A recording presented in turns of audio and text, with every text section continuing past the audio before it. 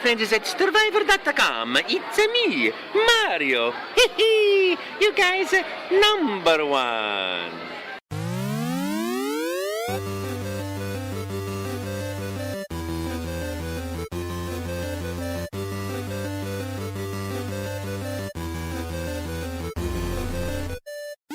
It's the Friendly Fire Show, episode 176 for the second part of our three-part E3 thing. It's day 2, I guess, depending on who you talk to. It's day 4 for some other people, and maybe it's the Summer Games Fest or something. It doesn't matter. Today, we're going to talk about Microsoft, and I guess Activision Blizzard's in there a little bit. Warner Brothers potentially is in there. There's a bit of Square Enix from a different press conference. Bethesda obviously is part of the Xbox press conference now. Anyway, I'm Steve from Stevivor. I'm Ben from Stevivor, and with us today we also have Kosta from OzGamers, friend of the site. Friend of the site. It's an actual friendly fire. It's an actual friendly fire show. We started this when it was like MMGN and Stevivor, and then that, stuff happened. We won't get into that. That's fine. But now it's back to like 2 Australian video game outlets. We're friends and on Metacritic and blah, blah, blah. Shooting that. Am I swearing? We swear all the time. Shooting the shit. Why am I so weird about it today? Let's have a lovely, candid chat after probably being awake for about 12 hours already today. Let's get loopy. Terrifying. We're going to start with the Microsoft or Xbox and Bethesda E3 showcase or whatever you want to call it. And I thought we'd kind of just start generally first with impressions, your thought of it all, blah, blah, blah. Someone save me before I just trail off into oblivion. Okay. I thought it was great. So I probably watched the last 10 to 12 Xbox press conferences at E3, and it would be up there as the best in terms of their format, what they were trying to do. They finally got the games right that Nintendo and PlayStation have done for so long. And yeah, they kind of set this up. They had that press briefing a few days ago where they talked to us about the gaming cloud and that's their future. They didn't talk about that at all, so they could just show us all these games. What did you guys think of it? I thought it was breathless, which was good. Like the first, because it was so late for us. I mean, you're excited before it begins because, just watching a countdown is exciting just in general. And Xbox always bring spectacle. And this one just kind of just went trailer. And each one was either a console exclusive, was coming to Game Pass, or was some sort of first look or new look at some sort of big game. So yeah, it was pretty awesome. The only thing that was weird was that it didn't, Phil Spencer didn't pop up until the very end, which was weird. Yeah. I thought. The thing that I liked about it that I noticed is, especially, I don't know how long, 5-6 years, there's always that segment in the middle where it's like, here's the ID at Xbox games and they're charming indies, but we'll give them 2 seconds each and there's a montage of 50 and boom. And there were definitely games as part of this press conference that I would consider an ID at Xbox game, but they had just as much time to present their game and breathe alongside, the Starfields and the Elder Scrolls Onlines of the show, which was really nice. And it was just, it wasn't like, oh, that looks really cool, but it's gone by so quickly you completely forget what it was and what it's about. 12 minutes is a really good example of that. I've just been enamored with that game since I've heard about it, and it just had a little moment to shine, which is good. And it's coming out soon too, which is even better. Yeah, well, that was their focus, right? They were kind of, here's the stuff for the next 18 months. They didn't want to go beyond that. There was so much we didn't see. They did 90 minutes without Perfect Dark, without Fable, without Avowed, without Everwild. Stuff which we know about, and there was no the Banjo-Kazooie that I want, which has not been announced. But yeah, so they clearly want to focus on here's stuff for the next 12 to 18 months. They said we've got 30 games to show, 27 of those are on Games Pass. So, and that's within the next 18 months, more or less. I didn't see too many which is not coming in 22 or before. Yeah, there was a lot of 2022, and I think with the pandemic and stuff, that kind of just blew every release date out by a year. I think a lot of these would have been 2021, or at least a big chunk of them would have been hey, this is the second year or the first full year of the Series X. But I mean, even so, it's just next year is just going to be so stacked with games. And we were so convinced, Ben and I, at least, we were talking the other day, that we were convinced that Phil was going to pop up on screen the very first thing and just jump straight into Halo and be like, look, guys, it's okay. Don't worry. It's not crap. It was Okay. worth the delay. And I'm surprised they didn't. I'm also kind of impressed that they just led with Starfield and like, this is our new shining, Bethesda. We love them. Pat on the head. Come in. Look how cool this is. And it looked really good. We'll talk about that in a second. But then they ended up doing that with Halo anyway. So it's not like it had to be at the start. Like Halo came on and it was like, oh, okay, good. Oh, geez. It hasn't been cancelled. Not that it ever was going to be, but yeah. Halo was a weird one because I was expecting like a big chunk of like unedited gameplay, but instead the focus seemed to be primarily on the multiplayer stuff, which was cool. Yeah. But I guess we didn't get that sort of like deep dive for Halo, which was a little bit strange considering that they kind of need to not prove, but they need to kind of like, redeem sort of like last year's presentation in a way. I thought we'd see an updated Craig the Brute, at least, if nothing else. Yeah, as a joke, know, just to say like, here, this is what it looks like now. But they're clearly going to show us the multiplayer. Like that was their whole thing. Here's the multiplayer reveal. But I agree. Like, why didn't they show any single player when that's what they were panned for last year? To then say, here's a cinematic trailer with a small little bit of story, and a lot of people just making jokes of like, oh, Master Chief had Cortana deleted. How do I delete it from my Windows? Like I've seen that joke 50 times on Twitter already. But yeah, it's weird. They showed, actual gameplay last year of the campaign and then they didn't. And it's almost like two games, right? You've got the free-to-play multiplayer, then the paid or Game Pass campaign. And they seem to have been like, look, we've got multiplayer and I guess they'll show us the rest later. And then no release date. Like everything else for this year was a clear date. And this one, it was leaked, I think, Steve. And they backtracked straight away to say, no, it's not November. Well, I reckon December then. I reckon Xbox Brazil stuffed up because they put a tweet up with a date, but it was the same date as Forza Horizon 5, and there's no way they're going to release both games at the same time. So I think they just stuffed it up. We're talking about Halo now. Are they doing like a Resident Evil 4 in that like they showed up, except they're doing it and they're giving us notice? They're not just dropping it when the game comes out. Like it's, oh, this is Cortana. Oh no, it's not Cortana. She's dealt with. Don't worry. That whole 2 games where she was going to be the bad guy. Like no. She's gone. It's fine. Cortana has pants now. Her name's not Cortana. It's like Photana or whatever. Like Cortana. Anyway, is that what they're actually? Is it really just going to be like rebooted Halo to the point where they're just like, hey, yeah, no, it's cool. Don't worry about it. It's look over here instead. It's multiplayer. I don't know if I care or not, but it's a point.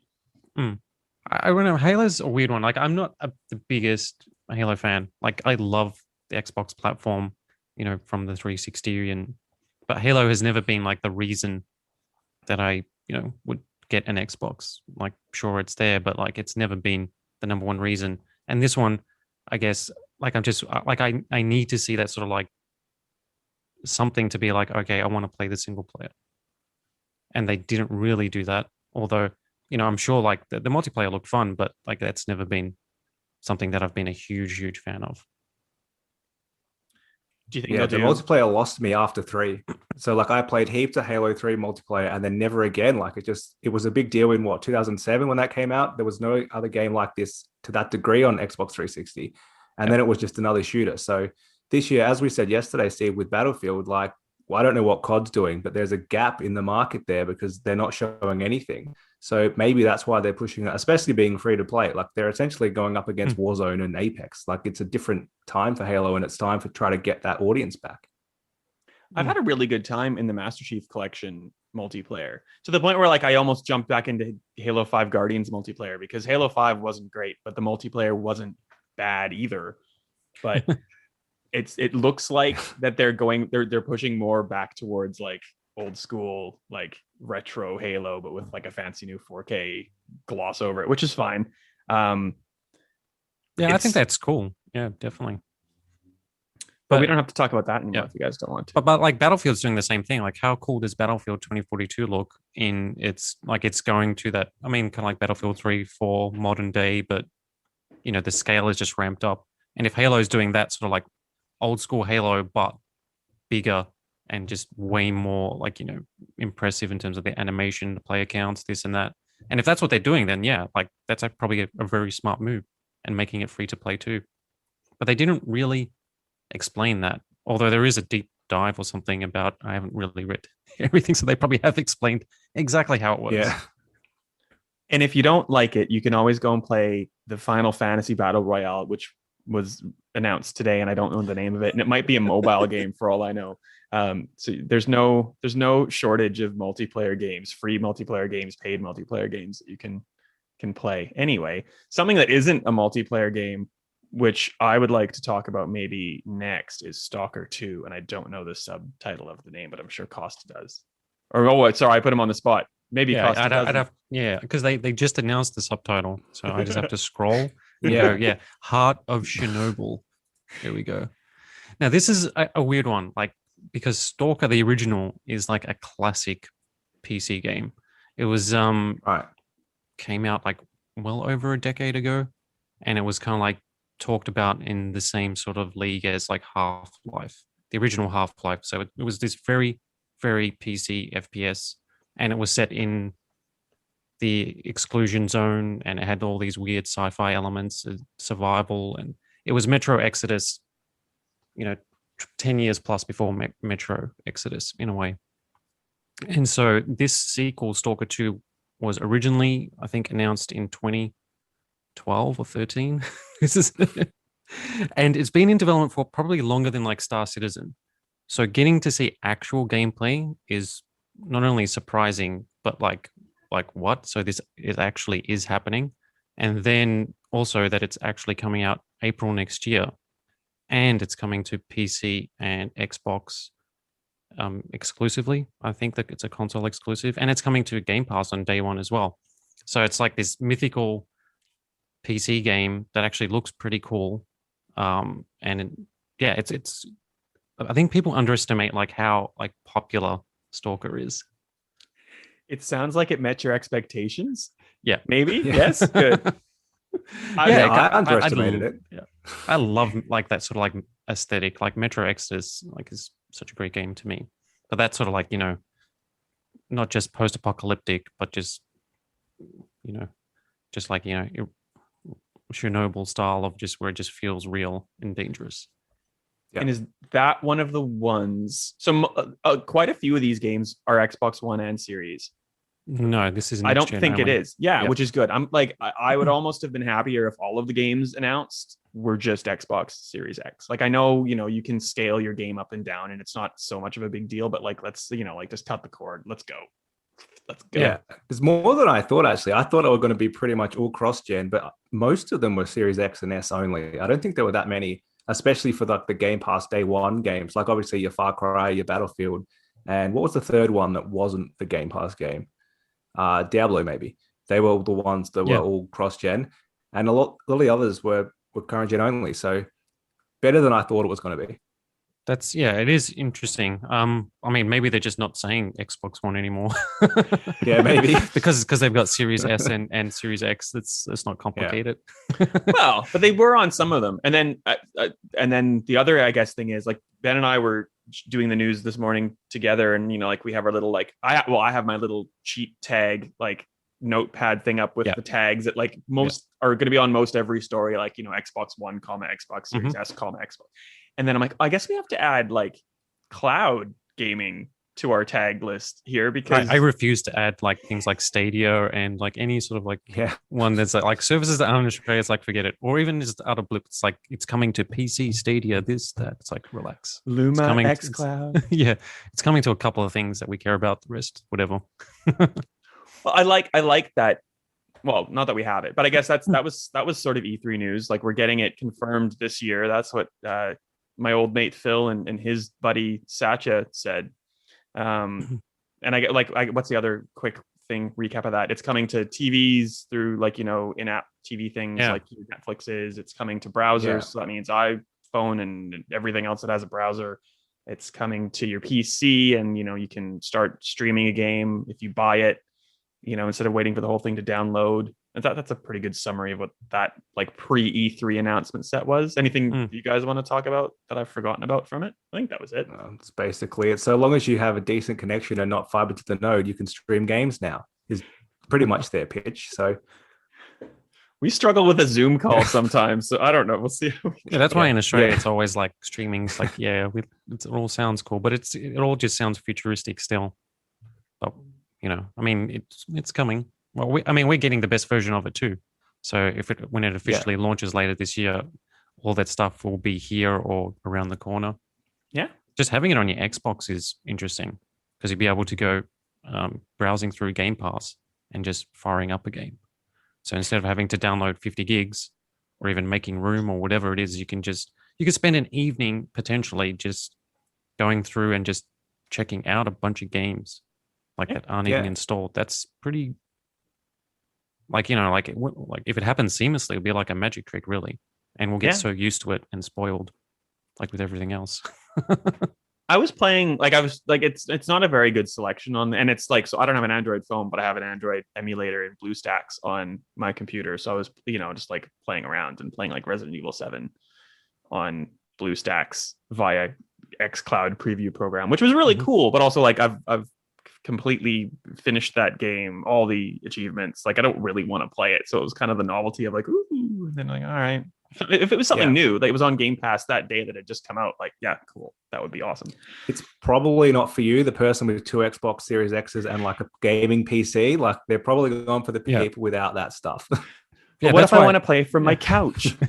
Yeah, but that's why like the idea of being able to like stream the game before you download it is exciting to me, is because I've got the gaming PC, I've got the Xbox. Like I don't need to be playing it on my phone. Or like or a tablet at home. Like I've already got the stuff. Me a year ago without NBN would have loved that idea, but then I get like if I wanted to play a new game, it was basically like turn it on in the evening, go to bed, and then like my crappy 12 down internet would have the game ready for me basically the next morning. But like if you have that, if your internet's that bad, that isn't going to help you. You're not going to be able to suddenly stream the game as you're downloading it as well. Like so you're still up the same shit creek. But anyway, NBN, it's getting better. And I just sidetracked us completely. We haven't done a big Bethesda game yet. So which one do you want to talk about first? The first one? The biggest. That opened the game, or the last one that ended the game? Bethesda? No, you do Starfield, because that's pretty much was the question going in. Yeah. And it's the question coming out. Well, there were 2 questions and they were both answered. What were those questions, Steve? Is it an Xbox exclusive? Is that the first question? Yeah. And when is it coming out? When is it coming out? Bam. You know what the people want to know. Was the third question, are they going to use their same shitty engine? Because I thought they were going to use their same shitty engine. No, see. Calling it a shitty engine. It's very disrespectful. I was playing Fallout 76. It's a janky as fuck engine. Yes. Well, now it's Creation Engine 2, which still kind of looks very similar. Yeah. It's more more detailed. Like it's hard to tell, but like that teaser was apparently like the text at the start. You always got to keep an eye out for the text to let you know what is this that I'm looking at. And it said in-game like pre-alpha footage or something like that. So it is running. What we saw was running on the Creation Engine 2, and it looks more detailed than Fallout 4. That's for sure. The environments look amazing. The ship looked amazing. The person still looks like a little bit like kind of dead-eyed, like Fallout NPC. Yeah. So like I noticed that when I watched it the second time getting ready for this. I'm like, but they didn't really show like the character faces like in too much detail, maybe because they know it's like, all right, you still got to work on that. I'm just looking for something to hate, I guess. But like this is completely up my alley. It's like space. It's like like if it was comedic in any way, it'd be way too close to the Outer Worlds, and that would be weird because Microsoft this has looks that too. Really serious. Yeah, but I'm down for that. It looks good. Sorry, Ben, I keep cutting you off. I think. Or I keep cutting you. No, that's fine. No.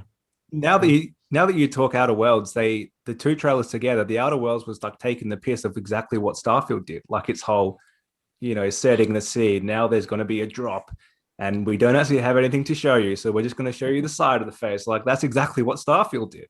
Like anyway, I liked what Outer Worlds did, and their point the Outer was Worlds pretty trailer much. Was hilarious because they had nothing to show, but then they created like an elaborate CG trailer Yeah. and then just took the piss out of it.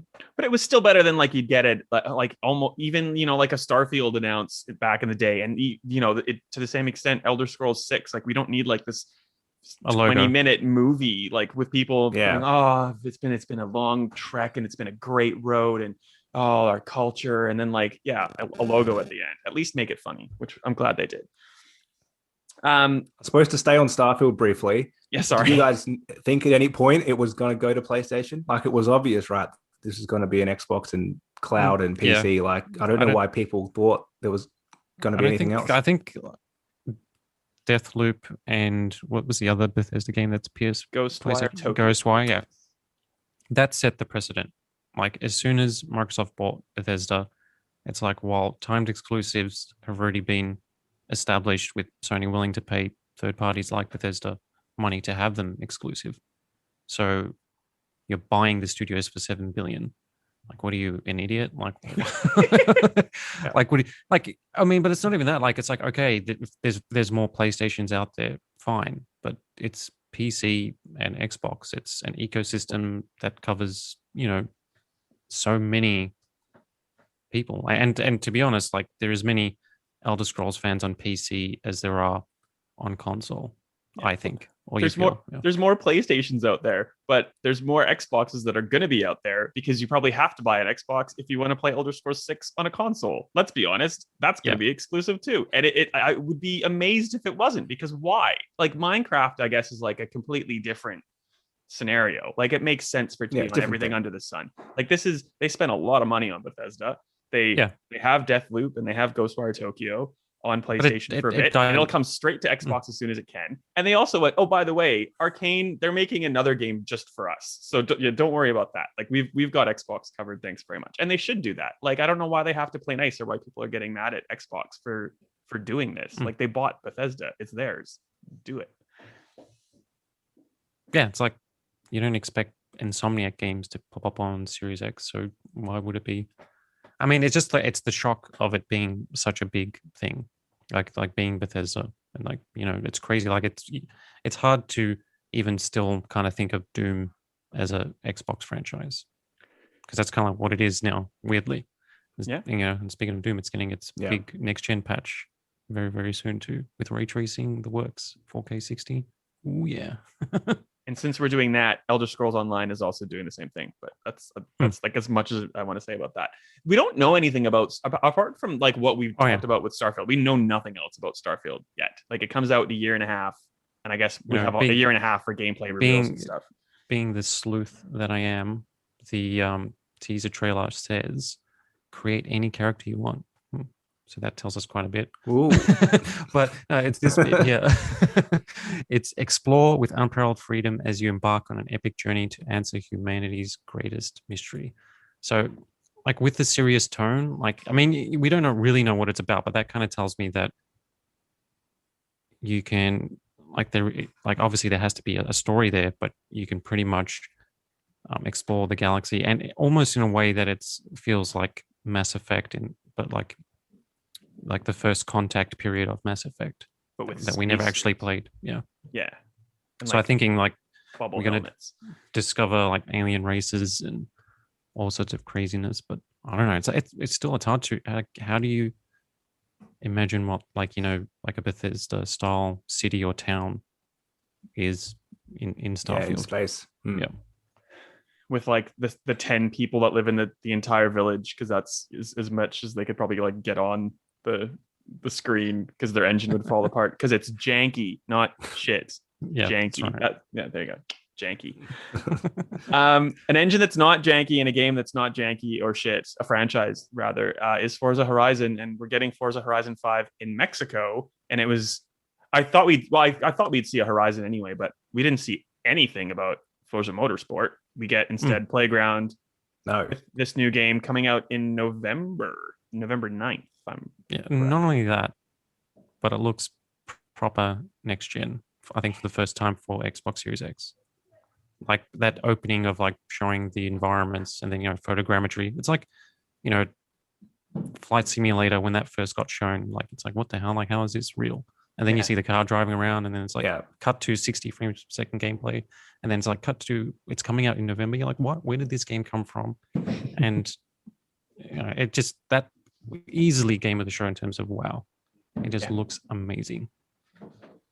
And like they did all the photogrammetry and stuff for Australia with 3, but like you can see how much the technology has evolved. And like as soon as I started talking about all that, that's like immediately where my brain went to, Costa. Like we know what they've done with Azure and the cloud and flight simulator with weather patterns and blah blah blah blah blah. Like it's neat to see all this kind of come together. And like it's nice to know about, but probably 90% of the people playing this game are going to take all of that for granted, and as well they should. Like it's a racing game, you don't need to be so impressed by this, but I'm very impressed by this. I think well, the last 2 are super impressive. Yeah. So it's not like super new. Like we've seen that come along, and when you go see them in E3, there was like, look at the rain droplets on the ground for 20 minutes. Like we're not missing anything, not doing it behind closed doors for this, because that's what they would do with the look at the lighting through the trees. That's what they want to show you because they're so proud of it. But when you play it, it just all goes into the background because it's so fun and it just kind of blows together and looks great. And I think you're right, Costa. It's the first kind of, well, maybe after Flight Simulator, since we've got a date for that too, kind of current gen game that looks like it's made for these consoles. So yeah, I think it's the game that will sell Game Pass more than anything this year, at least. Yeah, and the Series X too. I think you see, if you were walked into a JB and you saw that running on like a 4K TV, and you have a passing interest in Forza or gaming, you'd be like, oh, what is this? That's a head turner. Like it just looks stunning. And Playground is so talented, it's ridiculous. Like just imagine what they're going to do with Fable if they can make a Forza game look like that. It's like well, it's kind of amazing they've made this. I know they have their 2 teams going, but they've made like Fable looks pretty far along too, and they've made this together. Well, I'm glad it did. So do we surely you're going to have an option to put it into 120 frames? Surely. They didn't say, did they? Surely they would though. Surely. Okay. Yeah. I'll say surely 15 more times. Just lower the resolution. Yeah, you could do that. I don't get the whole thing with 120 frames. I think it's more of a selling point. Yeah, but I just like the option. You might as well. Yeah, but you don't need it. I mean, 60 is fine. I would use. I'd put. We're coming from the days of like playing games in the 20s or sub 30. It's like now you're just getting greedy.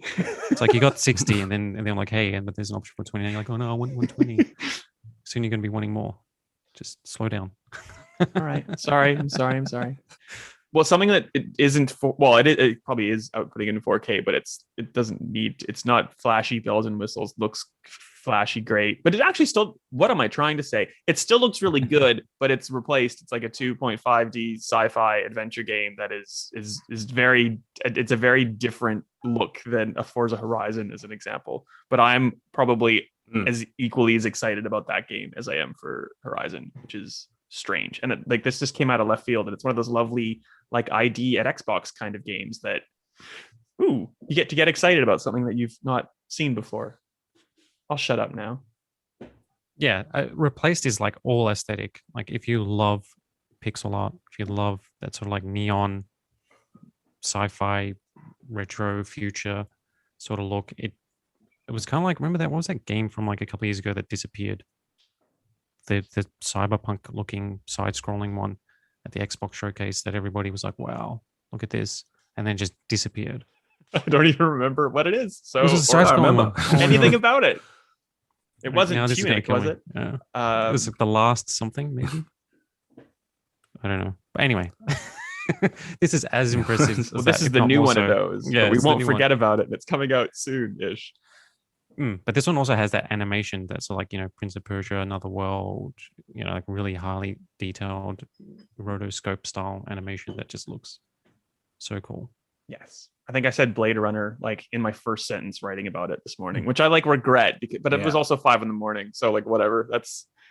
I use Blade Runner too. It's like, why not? But I get like, that's an instant selling point. And it's one of those ones where we sort of like, I don't know, everything's a blur to me right now, to be honest, but it's I don't know if we saw a lot of it, but it just looked captivating from what I saw. Side scrolling, neat animations, just a really unique look, which like obviously has influences in all the stuff that we've just talked about, but still looks pretty good to me. Yeah. there was kind of that, and 12 minutes. Was that what that game was called, or was it a longer title than that? But it was like a 12 12-second minutes. trailer. Yeah. So Well, the game goes for 12 minutes. Showed you so almost nothing. How much can they show? Yeah. But it showed enough. That was a great example of like a really quick snapshot to kind of say narrative story, man stuck in a time loop, Daisy Ridley, 2 other celebrities who I've forgotten. Willem Dafoe. Yeah, was I'm one. into that. Willem Looks great. Dafoe and someone else. Yeah. But like And they've done the same someone thing else. every single time they've like they showed it in July 2019 and last year as well. So like they've been showing it for a couple of years, but like every time I see it, I'm just like, oh yes, I want this. And people always give props to Devolver for having all these cool, edgy, like experimental kind of games. And like, yes, they should get some credit, but like Annapurna Interactive, to me, like lately has just been like hitting it out of the park. And this is another one of their games which is doing that too. And on Game Pass, like most of these games, like 27 of 30 games that they talked about today on Game Pass. Yeah, that one looked cool. I mean, that's the sort of, and it was good that they gave it like a full like 2-minute plus trailer, and it wasn't just like 10 seconds. We go, oh, what's that? Like in the usual montage, like you said earlier. Although I do love the indie montages that they used to do. Yeah. Well, they're so quick. And the like comparing that 12 minutes to Tina Turner's Wonderland. I did it again. Tiny Tina's Wonderland. Tina Turner's Wonderland would be a pretty good game. That's a very different game. Like, I'm not excited about it to begin with, but like they made such a big deal out of the people that are in it, and I forget every single person now. God, Andy Samberg's in it. Someone else. And it was like famous people, and like this is Willem Dafoe and Daisy Ridley and that third person that we keep forgetting. Sorry, third person. But like it's like a footnote. It's just kind of like interesting on the side of it, and the game is speaking for itself, and that's just kind of like an extra bonus, which I think is cool. Yeah. The indie studio who was clearly most into E3, I'm going to say, is whoever made Shredders, because they replied to your tweet. They replied to every publication's like news story. So they got their social media interns just to scour Twitter, basically, which is kind of fun. They're kind of like, yeah, our game got promoted. We're going to reply to everyone. That one came out of nowhere fun. too. That one looked, it's like, I mean, that's like amped. Like even going back to like 1080 snowboarding from the N64, it's the snowboarding games are just, they always have, passionate fans. It's kind of like, whenever there's a mention of skate or whatever, people are going to go crazy. And because this looked good, and I didn't even know it existed before, I was like, what is this? And it's like, cool music, snowboarding, very cool. Yeah, and visually it looked good too. Yeah. Well, and it was in game. They made a pretty big point to say we haven't faked this trailer; it's all in game. And I did like it, when they said we're hopeful of December. Like they didn't say coming December; it said like in quotations, we're pretty hopeful, something like that, of December, which is fair with how everything's going at the moment. They seem pretty earnest, the people behind it, which is nice. And like I'm sure like they weren't just going. Well, I just activated my phone assistant with that phrase. I don't know how that quite works. Like, yes, they were probably going and looking at replies and their press and stuff, but I think they were genuinely excited about it. And I can't imagine how excited they would have been, because our mate Philly Cheesesteak, Phil Spencer, like he didn't because he was just tweeting probably like a half an hour ago. So he must have like finished his debriefs and just got to look at how things went.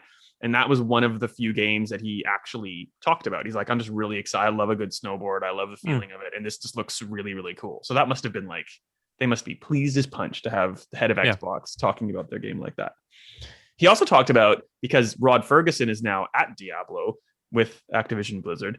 And Diablo Mike 2 Ibarra is also there as well. Like there's a couple of big Xbox people that are there, and then just weirdly just slip in a Diablo 2 trailer.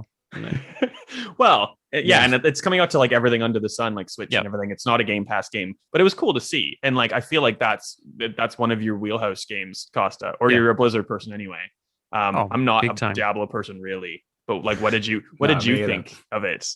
Because we're stupid. Well, I know everything. so much about this game that it's a little silly. So Diablo 2 from 2000, and when they announced this remaster, they said that they were going to remake all 27 cinematics. 27 minutes of cinematics using the Blizzard, animation team that just do the coolest looking stuff ever. Like it's if not the best, it's it's right up there, like their animation team. And so this trailer opened with our first look at some of the remastered cinematics, and it looked like on par with Diablo 4. So like for the first second, you're like, is this Diablo 4? You're like, wait, no, the characters look a little different. But yeah, like I've played the alpha on PC, and basically what it is the same game from 20 years ago, but you press one button and then you get a remake visuals, that sits on top of a 2D layer. Fans are going nuts for it. It's coming out. So, got a release date September 20 something. It's going to be 4K 60 on the Series X.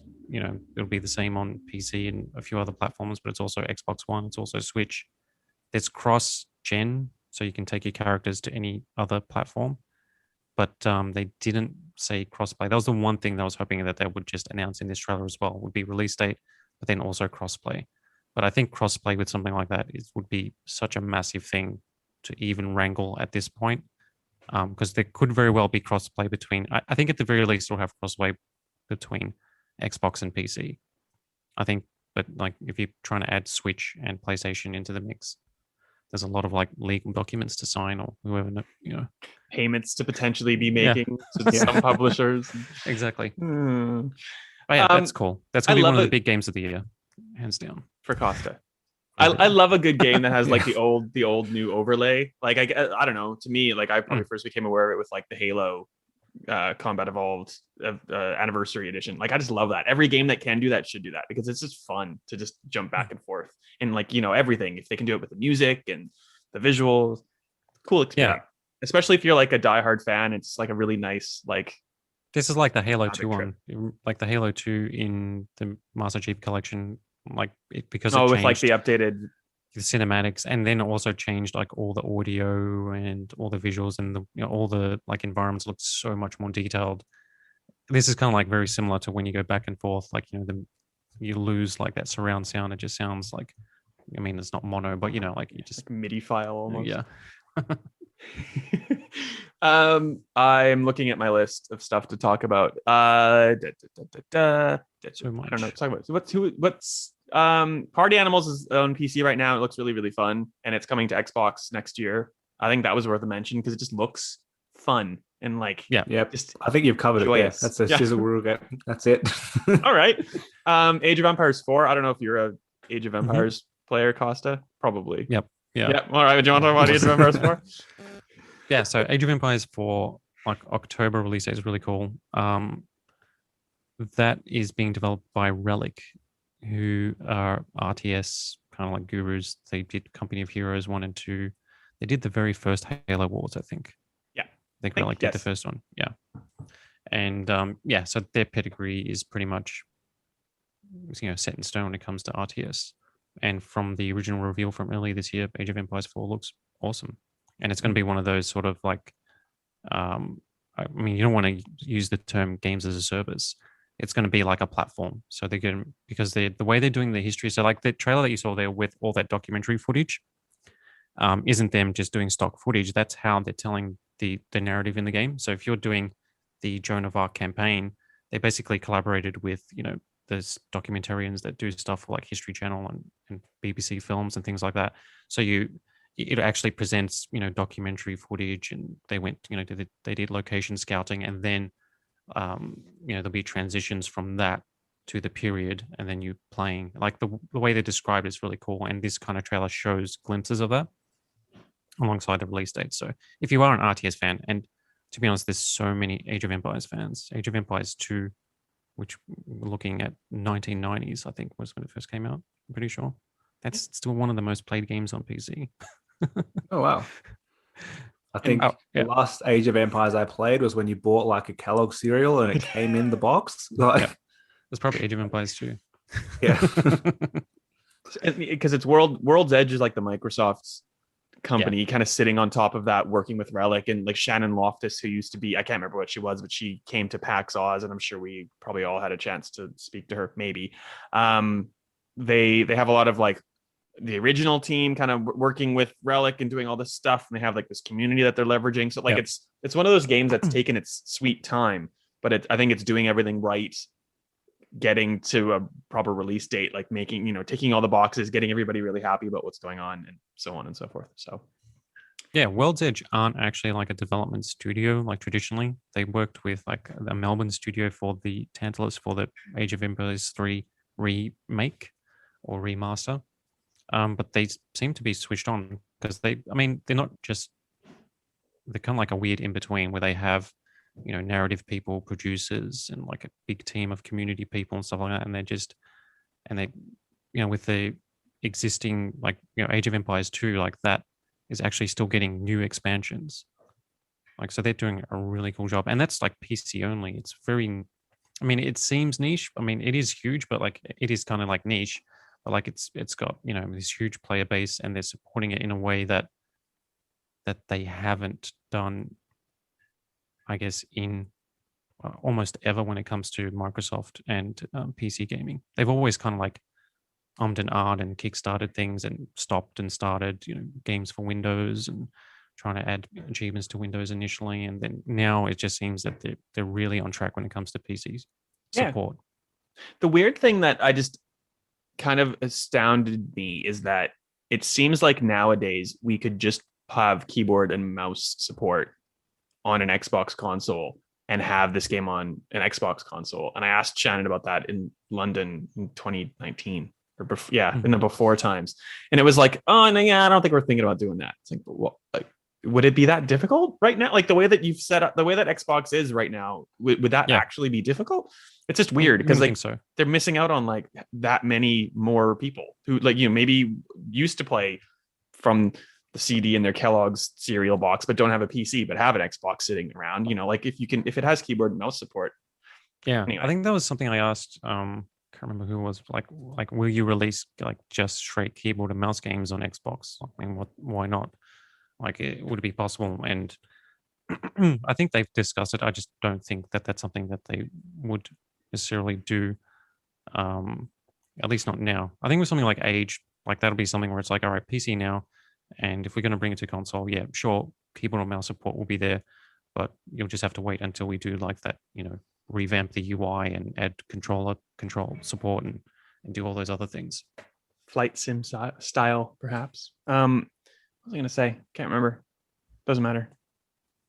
I thought you were segueing into Flight Sim there, basically. Yeah. You were cool. Yeah, done great. Perfectly, and then you stopped. Exactly. Flight Sim. Flight Sim, Top Gun expansion and consoles in July. Xbox Series S, X, not Xbox One anymore. I think it used to be perfect coming to Xbox. It was definitely when they announced it. So this is, when they announced it like 2017 or something, it was like a big deal that it's coming to Xbox One because it was before Series X, or was maybe 2018. So yeah, I'm glad they got rid of it because I can't imagine the base Xbox One getting anywhere near running this. Just running it on PC was hard enough. Yes. So that's why I just probably never assumed that it was coming to Xbox, because it's like I like playing the PC version. I was like thinking like, how is this even going to run on the Series X? Obviously, the hardware is capable and stuff, but it was like, you needed a beast of a PC just to scrape through with Flight Simulator on high detail settings. Totally. Which is why I'm excited to get it on Xbox. I can actually play it now, not on like the minimum settings on a Surface Book saying like, do not try to run this. Yeah. It looks great. The thing that annoys me with that game is that there are achievements for doing like ridiculously long flights. So you basically just put on autopilot and leave your like PC on overnight. But like, unless you turn the settings down and put the window really small, like your PC is going to like blow up by the time you come back to it like 12 hours later. But anyway, that's beside the point. I'm excited to try the Top Gun thing. I'm probably more excited to play with a controller and maybe be able to fly a bit better because I was playing with a controller on PC anyway. I played so was I, but I was really bad on PC with controller, like most games, apart from Doom, I think, and a few RTSs. But like most games I just play with a controller. It's like, why not? So when you were playing on your computer with a controller, which I was too, you still had to like juggle your keyboard. Yeah, or was that just for a couple of things. No, for a couple of things just on the keyboard, and then I'm hoping that does not happen at all on Xbox, obviously, because I don't want to plug in a keyboard to begin with. But like it should just be a little bit easier, hopefully, Fingers crossed. Yeah, Or well, I'll they just probably found- just keep crashing. They found like 80 gigs or something with the install size on PC just when they were optimizing. How insane is that? It went down to like 50 gig. It used to be 100. Yeah, that's unrelated but really cool news. Good find. Yeah. Yeah. Yeah. Something that I really like playing on my Switch, and because there's cross progression on PC, is Hades. And I hope that extends to Xbox and PlayStation when it comes to Xbox and PlayStation later on. But if not, I don't care. I'll just play Hades again from scratch on my Xbox because that's neat. And it's on Game Pass. Is it on Game Pass? Yeah. It must be on Game Yeah, Pass. it is. Everything is on Game Pass.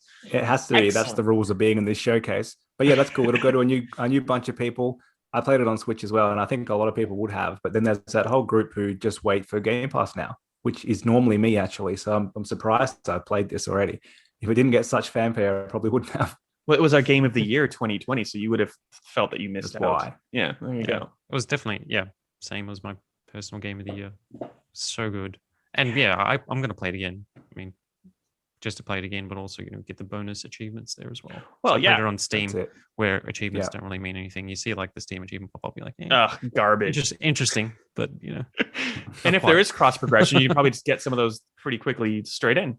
And it's like a free, air quotes, free game if you have a Game Pass subscription. So like no sweat off your back. Actually, that's what I think that was my segue. I don't really find anything about Psychonauts appealing. Sorry, it's just like it just looks like a weird, quirky game. But like it's on Game Pass, so like it's coming out in August. There's not a lot from what I can think of coming out around that time, so I'm probably going to try it just because it's really not that difficult for me to try it. So it looks really colorful and weird, and it's one of those not Xbox One games as well, isn't it? I think. I think Not that sure may about have. that. Maybe. We don't do originally did. facts here. We just do We don't. general assumptions. Doesn't really matter. Like if It's- it's coming to PC and Xbox, that's it. That's 2 out of 3, or 2 out of 4. It'll be quirky though. It's classic. It's classic Tim Schafer, so it's gonna be weird, but it still looks fun and it looks that different kind of game. Like playing Ratchet and Clank now, that's the type of thing that Xbox doesn't have. They had Super Lucky's Tale briefly, but that kind of cutesy, platformy, family-friendly but weird type of game is what the whole is. It's kind of why I want them to bring back Banjo, but they probably don't need to now because they have this there for this year. It will be weird though. I've tried to play the original because it's backwards compatible now and it's just too old. It's that level of like, oh, this is from when you only had one control stick and then the second one does something else. It's like, I can't get my head around it. Was that the original Xbox? Yeah. Or was it Yeah, 360? so it's the original original. Xbox on Xbox Series X, like upscaled to 4K. So it kind of looks weird because it's like not bland in some spots, and then other spots are like really textured. Like this is weird. But yeah, I just found it broke my brain because it didn't control like a current game should. It was on sale for $12 like a couple months ago, and I'm like, I'll try it. And now it's on Game Pass. So like, let that be a lesson to you. I did. I bought it and I downloaded it, and I haven't even tried it. And now it's free on Game Pass. Like, oh, come on. Well, But I will try before August. Damn it! Can I get my $12 back? Doesn't matter. Doesn't have achievements, so you will not try it. Don't pretend. Give me a break. Good segue, Ben. Grounded's getting achievements, even though it's still going to stay in early access. It's getting achievements, which is weird. That shouldn't. I thought that was a thing that wasn't a thing. Here's what I think. They want people like you to play it. No one's playing it because there's no achievements yet. I'm waiting to play it until the achievements come on. Now that they are, I guess I'll try it. Basically, there's achievements. You can sit down, you can get a pet, and there's a giant spider boss. That was like their whole trailer. There's a giant spider that you can make less a blob. Spider. I will do that. I still have nightmares about those spiders in Ocarina of Time from when I was a kid. Like, terrifying. Oh, really? Oh, that's like 8 years old at the time. I don't like spiders, but I don't mind video game spiders. But like the original Resident Evil spiders were not scary. But then when they made them like look like actual spiders in the GameCube remaster, like with the hair and everything, the hair one, no, can't do it. Hate it. Just run through that section like as quickly as I possibly can, trying not to look at the screen. It's almost every game has spider enemies. Like, so kudos to having a spider. Actually, the ones in Grounded were creepy. I played it when it first dropped the early access, but there wasn't really much there, so I don't even know how much they've really added. It was kind of cool, but it was kind of like pretty much standard survival. Honey, I Shrunk the Kids with Ark survival. Collect things, build your grass hut, with your leaves and stairs, and then go out and collect more, and then come back and build more. And it was fun, but there really wasn't a lot more to it, or enough to it. It seems like it would be fun with like your friends mucking about, but like I'm not creative enough or patient enough solo to enjoy that game on my own, I guess. And also it's difficult to do on your own because you're supposed to team up with people and do stuff. But anyway, I don't know if is there anything else looking at the list from Microsoft or Bethesda apart from the last thing, obviously, that you want to talk about before we do one last thing on Microsoft? I'm not talking about the fridge. I'm talking about the other thing, not the fridge. The fridge is not the last thing. Yeah. All right. Sorry. It was their last thing. The same as yesterday. I haven't played the first Plague Tale, but seeing that there's now a sequel, which is a prequel, I think, has made me go download the first one. I'm going to go play it. So the same thing that happened with Rabbids with me yesterday, or whenever Ubisoft was like, oh yeah, I forgot to play the first one. I should go do that. So that's for me. Me, it's they acquired a couple of studios, didn't they? Like, or they didn't. They didn't announce them because didn't that Avalanche game that Contraband? Yeah, that was presented as an Xbox Game Studios game. Oh, okay. Yeah. There was a rumor that they were going to announce acquiring 3 new studios, and I think Avalanche was one of them, but they didn't actually announce it. So, which makes sense because it wasn't really the time. This was the Games Showcase. So yeah, maybe that will come later in the week. I think Avalanche is like stealthily now an Xbox Game Studio, and also as well, I think maybe Asobo as well, because they do Flight Sim. Yeah, and they're doing Plague Tale too. But though Plague Tale had Focus Home listed, which throws a spanner into that theory. And it is definitely confirmed for Switch and PlayStation as well. A Plague Tale. Oh, okay. Requiem is what it's called. The other rumor was Crytek, which I'm not sure why they would do that, but they've already got so many engines now buying Bethesda. We're doing a video podcast. I can't make faces like that. Sorry, Crytek. If this was like 10 years ago or 15 years ago, that'd be cool. But like, not now. Sorry, Crytek. Yeah, they got id so yeah. But they've got so much money to throw around. Apparently, they could probably get them cheap. Now, I alluded to Microsoft's proper one last thing. That fridge, though. Actually, can we talk about that fridge for a second? Why? Yeah. Like, is it going to be like the Pride controllers? Pride. Is it going to be like the Pride controllers that it's like, this is this super inclusive month that, like everybody changes their logos to a rainbow one. And we're all about like everybody being welcome, but we're going to give like 10 controllers to like a handful of influencers. Like, what are you doing? Like, is that what this fridge is? Is it going to be like Snoop Dogg gets a mini fridge and you're going to see it on his Twitter like in December? Or is it going to be like, click here to go to the Xbox Gear Shop and spend $600 on a fridge instead of a console that you may or may not be able to get? Why is this a thing? It's cool. No, it's not even cool. Why is this a thing? Because it was a Did you say thing. that? Yeah. I'm not getting a fridge. And you're talking yourself out of you're holding a beer right now. You're going to have a fridge right behind you. I guarantee you, our Game of the Year podcast, you're going to be getting your beer out of your Xbox fridge that you got for some promotion, and you're going to backtrack on this about how great it is. Well, yeah, you wouldn't say no. Like me and Snoop Dogg that Snoop Dogg got one. Well, yeah, sounds like you just want one. Snoop Dogg. Well, you wouldn't say no. I would if it's Xbox I wouldn't say sure. no. Yeah, but I hope they sell them if people really, really want one, because that was the first. It was like same thing with these limited edition controllers. Like everybody and their dog wants one. I guess that's why they're limited edition, to try to like drive their I get that desire, but also just let people get one if they want it. Isn't that like the whole point of showing support and things like that? Just make it available. I would think so. Anyway, back to the one last thing, which I guess I alluded to it before. Arcane Austin is making a game for Xbox exclusively. Like, take that, Deathloop. And was it just me, or did the music at the start didn't they use that same music in Deathloop when they were announcing Deathloop at some point, or did I just completely make that up? It sounded super similar, and I'm like, what? Why are they showing Deathloop? That doesn't make sense. The art style is like has Deathloop elements to it, like that sort of like animated, retro vibe. Whereas this one seems to be a bit more 80s-ish versus Deathloop's 60s, 70s. But it has that sort of like tone, like really stylish retro vibe to it. But the weird thing is that it's apparently out like summer, winter next year, which is mid next year. And it is called Redfall, by the way. So I just got on a tangent. They didn't show gameplay, but they showed a chunky cinematic that basically showed what the game is how the game is going to play. Because then the follow-up article, like, basically just outlined, like, yeah, this is what you can do. And but I'm pretty keen for it. Like, I would have loved to have seen it like in action. I think that would have just been the thing that would be like that 1-2 punch of like Forza Horizon 5 and Redfall, if it was at the stage where they could show it at that sort of like quality. Because Arcane's the same studio that made Prey. I think Prey is like one of the most underrated games from the Xbox One generation, for sure. Absolutely, it was such a good game. And it has all the neat things, like, you know, like the cool world. Where is it? Redfall, Massachusetts. Is that right? I don't know. It's like an island. Could be. Yep.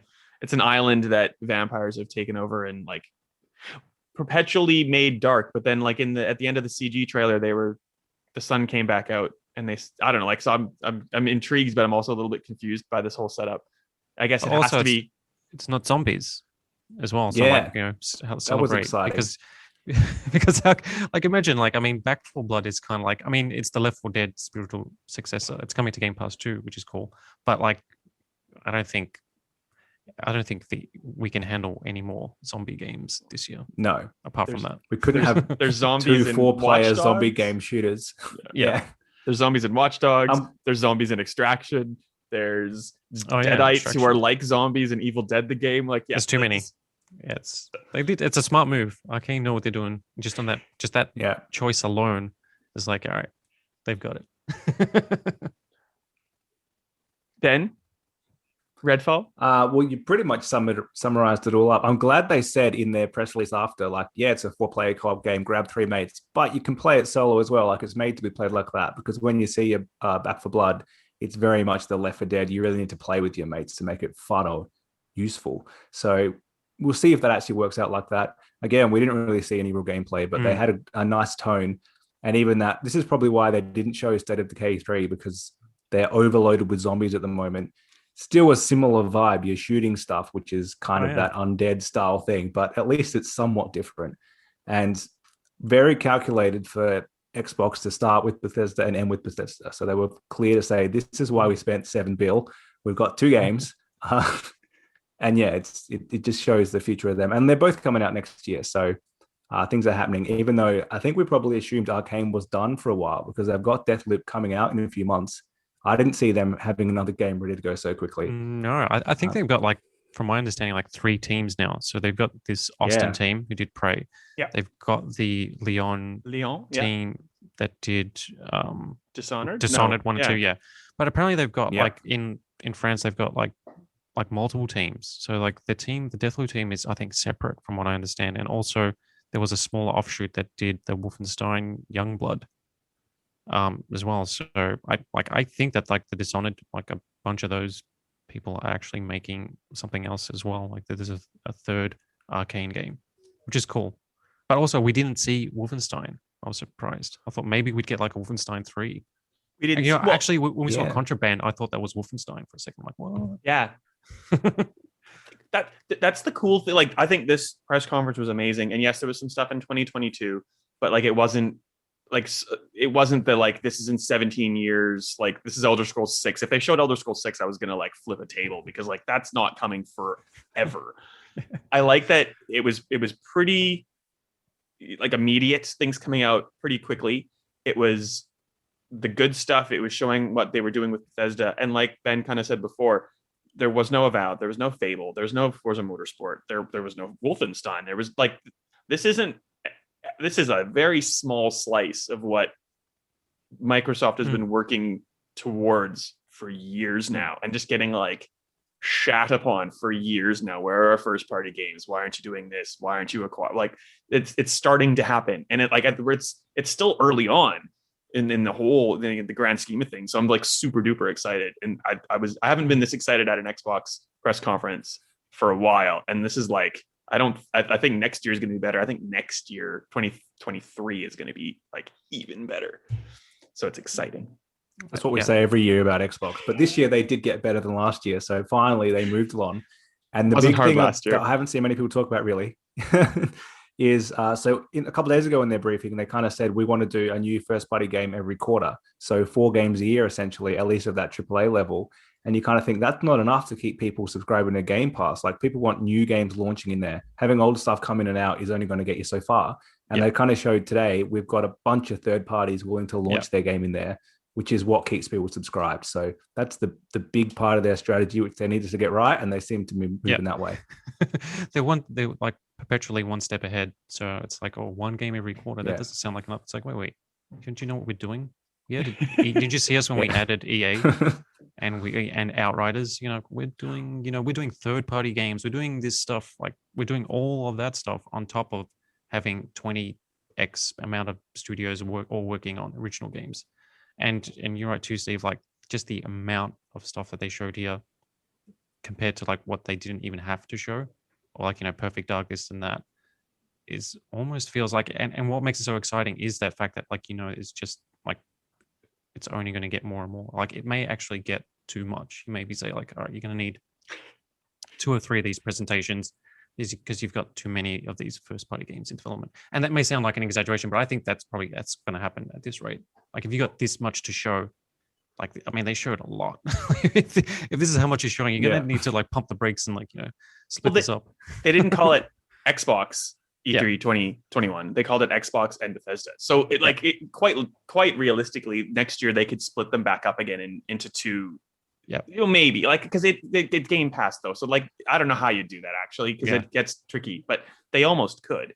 But going back to what you were saying, Ben, before, just quickly, like, yes, they're having all these third-party games come out to pad out Game Pass, but they almost, like, I'm glad that they do. But they don't need to, because when you hear that there's a new Plague Tale game coming in a couple months, you go and download the old Plague Tale game, or you go and download Fallout 3 and 4 because you're excited for Starfield. Like, they just have so many games in their own library that surely people, like, I haven't played half these games either. Like, there's and it's free, and you can try it.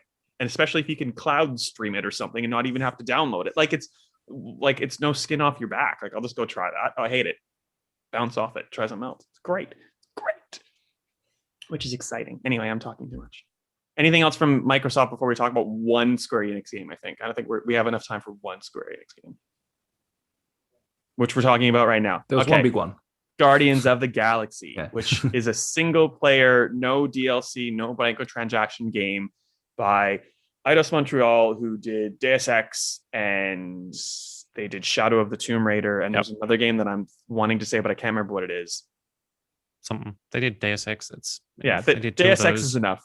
Yeah. Single player narrative focused titles, and that's what they want to do with Guardians. You're controlling the 5 Guardians of the Galaxy, but you're always playing as Peter Quill, who is Star-Lord, and you can like tap into your teammates' abilities. In combat, there's a lot of humor. They're leaning on a giant, well, not a giant, I think they said 30 songs, 80s soundtrack that is narratively woven into the story.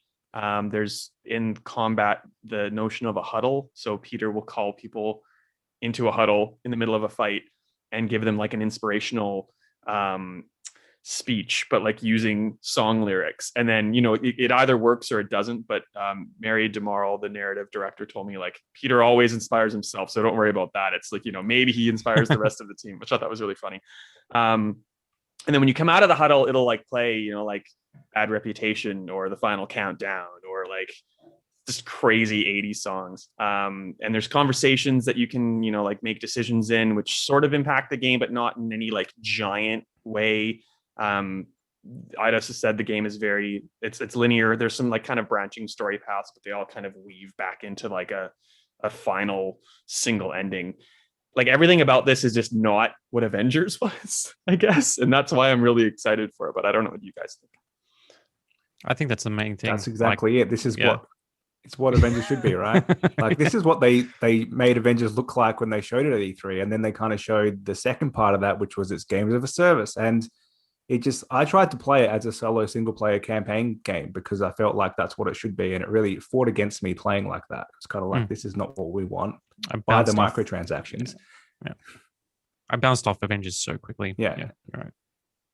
Well, and then like they had like a video for the expansion for Black Panther, and they made it seem like it was like a single player narrative focused story. It's not. It's still part of this giant game as a service. Sorry, Kosta. I was just going to say, like, this has obviously been in development for a while. So, like, both of these games were like in development, but like this kind of has to say, that we're not Avengers, which is like, a shame, because Avengers just has that reputation as being somewhat of a missed opportunity, which is a fancy word for flop. You could very much tell Square Enix was very mindful of how it was presented ahead of E3, and they were very concerned about reactions to it after they had shown it. Like it's a completely different beast, which is good, I think. And I think it's weird because I wasn't doubting what Crystal Dynamics could do, because I really like Crystal Dynamics, but same.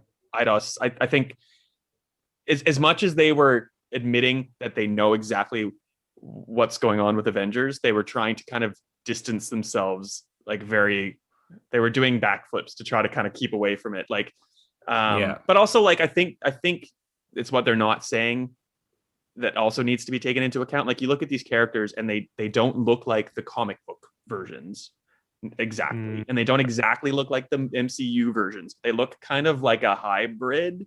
But that was the problem with Avengers, wasn't it? Because it's like outside of how it played, there's that whole uncanny valley of, hey, this looks movie grade, but it's not the movies we know. That's not Chris Hemsworth, and that's not the other Chris. And it's like this not this whatever. is not Chris Pratt. And that's not the same. I mean, it kind of looks like the same raccoon, and it kind of sounds like Bradley Cooper too. I think that's why Rocket Raccoon like came across pretty well in the trailer, because like it can look. I mean, how else is he gonna look? And he's such a fun character that you can't mess that up. And they said it was like, that they just kind of came up with this design. But I think that they were very mindful of what had happened with Avengers. And like, yes, the 80s soundtrack is very integral to the comics, but also like that's what made the movie like its own thing and like set it apart from the rest of the MCU, and that's what it became known for. And that, like, it's the same thing here. So like I think without saying that they're making sure to kind of make some course corrections when they're doing a Marvel game now at Square Enix, I think they have. And I'm for it because it looks cool. I think they made it clearer than pretty much every other game. I haven't seen too many presentations when they've kind of said, like, guys, it's single player. We promise you, this is a single player, no microtransactions. We haven't ruined this one. It's basically what they said. Like, as you say, Costa, this would have been in development for a while alongside Avengers, but they've clearly course corrected somewhere, or maybe they were on the right course for this one to begin with, and they wanted to make it very clear that we haven't made that same, not mistake, but we haven't done what you guys all hated. Yeah, and having no DLC or microtransactions is like one step further than, I mean, what it could very well still be in terms of, like, you look at Assassin's Creed that has microtransactions for, like, cool gear and stuff like that. This is still described as an RPG or an action RPG mechanics, or in some respects. So there must be skill trees and there might be gear and stuff like that.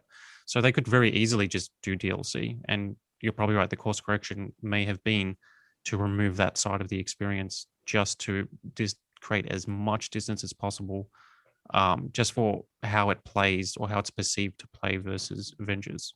Yeah, I think the RPG elements are from like gear and crafting, and each character has 4 abilities. That were like, you have 3 abilities straight off the bat, and like the 4th ability for each person unlocks as part of story progression, from what I understand. But like, Avengers has left such a bad taste in my mouth that when they came like fully out and like no DLC, no microtransactions, like I saw basically the same thing that was played this morning. And at the end of like the big sting, there was, like, pre-order now for 2, or for like the original comic book Guardian outfit set, and get the deluxe edition for like 2 extra Peter Quill costumes. I'm like, okay, if I don't do either of those things, can I still get those costumes? And if so, what do they cost me? And they're like, no, you can get them. You can just earn them in game by just earning them without any cost. I'm like, okay, I'm sorry that I had to ask that. I feel kind of bad, but also I had to double check, because But no real burned game does before. that anymore. though. Like Avengers. Yeah. Like, Earning things you in wanted, game. Like how's you wanted that? the That's MCU a new costumes. concept. You got to pay for them now. Like, oh god. So yeah, like, and I'm glad. Like, I was like, oh, please don't say that I'm gonna. It's not DLC. It's not a microtransaction, but it's like a slightly extra purchase to get these things if you didn't get them with the deluxe edition. No, just earn them. Good, perfect. I think they're gonna bend over backwards to not be Avengers, and that's good. Very good. Anything else you guys want to talk about at all before I let you go back to your days? I don't know if I'm debating if I'm having a nap or if I'm just going to try to ride it out till tonight. It's like 3:00 in the afternoon, and I feel like it's midnight. Yeah, best just ride it out. Yeah, probably. I don't think so. There wasn't much else. There was Sea of Thieves is trying to reboot with a Disney connection, which again is the same thing. But I suppose it's so stylized that the uncanny valley of it's not quite the right actor doesn't really matter because it's so different anyway. I noticed they didn't say like starring Johnny Depp, so I assume it's just some voice alike. It sounded like him though. Oh, it'll be the guy they got to do like Disney Infinity. Oh, okay. Yeah, probably. Like they get Tom Hanks's brother or something to be Tom Hanks in Yeah. things. You know what I mean? Yeah, like John Hanks. this is Tommy Depp. I love Sea of Thieves, so that one kind of disappointed me, just in the sense that it dilutes the world by just tacking on Disney Pirates of the Caribbean, crap really into it.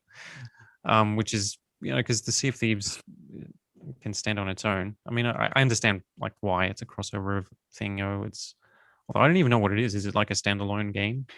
It's I wrote about it like 2 hours ago. It's like like Sea Tales. What are those things called? Oh yeah, the single player adventure Like stuff. That they expeditions and things. Yeah. Like it's a collection of like bits and bobs that make this overarching story.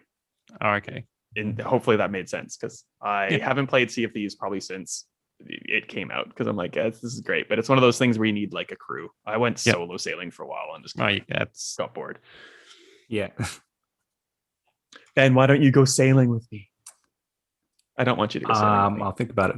No, you don't. You're going to play that anyway. You've already got the achievements. You're done with it. Let's not pretend. Do I have the achievements? I don't know if I do. The Ascent looked really cool. Somerville looked really cool. Atomic Heart looked really cool. Like everything that they showed, there was nothing that I was like, ugh, I don't care about that. Whereas like an Ubisoft, as an example, it was a lot like that. And like the Square Enix, the Final Fantasy Origins, where I'm going to find chaos and I am going to hunt chaos down and murder chaos, and chaos cannot be like, okay, I don't care about this either. There was nothing at Microsoft that I wouldn't have a crack at. Just cool. The Square Enix conference kind of felt like it was made by the American team. So they were like, here's Guardians of the Galaxy that we know about. And then like someone had given them the info on all the Japanese developed games. And they were just like, we don't really understand these. We're going to jam them together in a real quickly. Like it was weird how they're presented so differently. Did you hear what happened with that demo as well for the Chaos game? I need to get Chaos. It doesn't work. Yeah, it's a PS5 demo. It comes out on like every platform ever, but it's a PS5 exclusive demo. And whoever uploaded it to like PlayStation servers, like uploaded a corrupted copy or something. I don't know. That's not confirmed. But what is confirmed is that it's like corrupt. You download it and it won't play. So it's bringing chaos into the world so they can hunt it down and kill chaos. Kosta, is there anything from like it can just be something from what we talked about already, but is there anything from E3 that you just are super duper impressed by, like an Ubisoft game or a future gaming or a PC? Horizon 5. Nice. It just it just looks insanely good. I mean, and everything else, I mean, and probably Battlefield, like those two I just want to play. And those two are coming out this year. Like, I mean, I don't know. I can't think of anything else. It's just so much. There was so much in the Xbox and Bethesda presentation that I'm now just, confused. What's going on? Where am I? It was so different to yesterday because like the Ubisoft one was here's 2 games. One of them was already leaked that we're announcing. And here's a bunch of games we already told you about. It was so flat afterwards. And so to have so many things so quick that it's the whole opposite. Like we thought after yesterday, temper your expectations. Like this is they're going to be hit by COVID. They're not going to have much to show. Not at all. They have heaps of stuff coming out. So I suppose the last one is Nintendo. Like, which way are they going? Are they going to do a Ubisoft and have nothing available, a couple more ports upscaled, or are they going to have some actual games ready? When it comes to Nintendo, always temper your expectations. Don't have That's any, like, yeah. I mean, anybody that has known Nintendo for more than a single console generation knows not to get your hopes up, but yet still gets their hopes up.